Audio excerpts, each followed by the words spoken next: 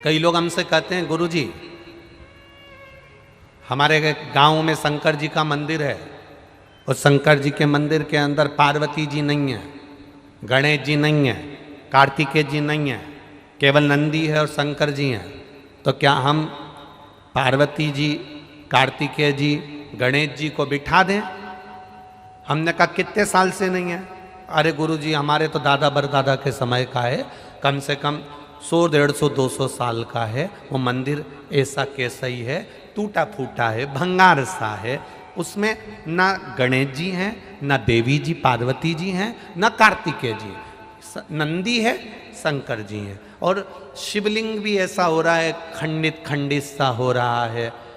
तो क्या हम वहाँ दूसरे देवी जी को, पार्वती जी को, गणेश जी को, कार्तिकेय जी को बिठा दें? हम उनसे कहते हैं किसी को बिठाने की जरूरत नहीं है। हमने पहले भी कथा में कहा, आप लोगों को समझाया कि ये शिवलिंग है, ये जलाधारी है, ये चरण है। ये शिवलिंग शंकर जी का प्रतीक है, ये जलाधारी पार्वती जी का स्थान है, जहाँ से जल बहता है। वहाँ गणेश जी, कार्तिकेय जी हैं, बीच में मोटी सी लाइन अशोक सुंदरी है, ऊपर जो जल टपक रहा है वो शिव जी की 5 लड़कियाँ जया, विषहरा, शामरी बारी, दौतली और देव हैं। शंकर भगवान का संपूर्ण परिवार इस शिवलिंग के अंदर है।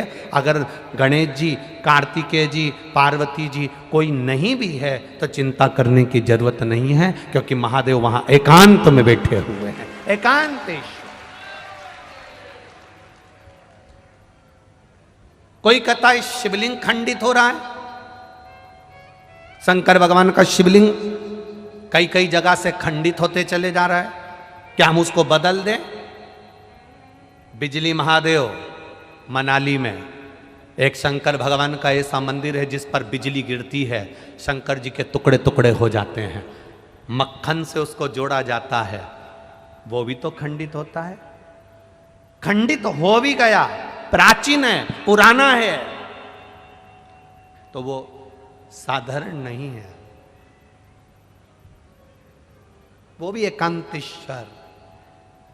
भले थोड़ा बहुत अगर उसमें कुछ हो भी गया है तो भी वो शिव के जितने टुकड़े से टुकड़े भी हो जाएं, एक कंकर कंकर भी अलग अलग हो गया, एक कंकर कंकर भी विभाजित हो गया, तो भी वो शिवलिंग ही कहलाएगा, शिवलिंग के सिवाय कुछ नहीं कहलाएगा।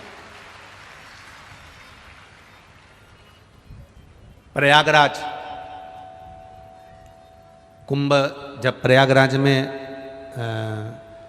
प्रयाग का मेला भराया था, तब सतुआ बाबा महामंडलेश्वर संतोष जी महाराज जी ने शिव पुराण की कथा शायद 2-3 दिन मिले थे तो शिव चर्चा करी थी। आप लोगों ने सुनी थी टीवी पे?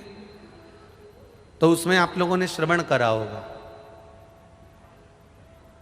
राम जी जब रावण को मार कर आए, प्रयागराज की भूमि पर पहुंचे, गुरु बाबा का दर्शन करने गए तो गुरु बाबा जी ने कह दिया नहीं नहीं नहीं नहीं, तुम पर ब्राह्मण हत्या का दोष लगा है।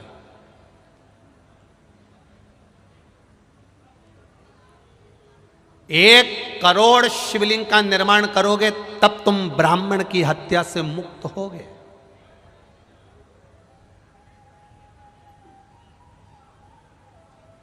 एक करोड़ शिवलिंग का निर्माण करना पड़ेगा तब तुम ब्राह्मण हत्या से मुक्त हो गए। अब राम जी चिंता में पड़ गए कि 1 करोड़ शिवलिंग का निर्माण करने में तो मेरी पूरी जिंदगी निकल जाएगी। एक एक शिवलिंग बनाऊंगा, 1 करोड़ शिवलिंग बनाने में पूरा जीवन निकल जाएगा। 1.25 करोड़, 1 करोड़, क्या करा जाए? तब मां गंगा जी से राम जी ने पूछा कि आप बताओ कि शिवलिंग का निर्माण कैसे करा जाए। तो गंगा जी के पास गए। गंगा जी ने कहा चिंता मत करो राम जी, आप गंगा के तट की बालू रेत का शिवलिंग बना लो। उस बालू रेत में छोटे छोटे छोटे छोटे इतने कण होते हैं, मिट्टी का शिवलिंग बना लो। मिट्टी में इतने कण होते हैं, इतने कण होते हैं, मिट्टी में छोटे छोटे ढेर कण हो, बालू में छोटे छोटे ढेर कण।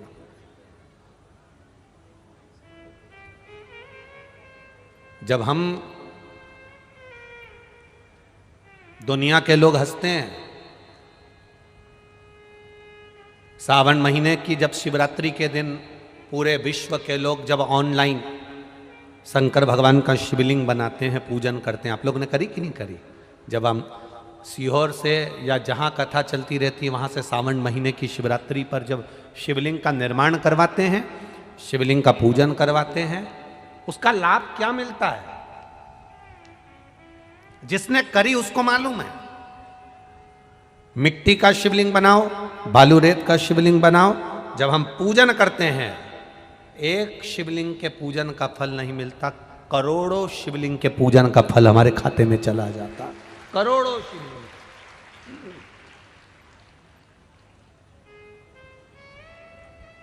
राम जी से कहा कि आप करोड़ों शिवलिंग का निर्माण करो, तब तुम ये ब्राह्मण की हत्या से छूटोगे। राम जी ने गंगा जी के कहने पर एक शिवलिंग बालू रेत का बना लिया, उसमें छोटे छोटे जितने जितने कण थे शिव जी को प्राप्त हो।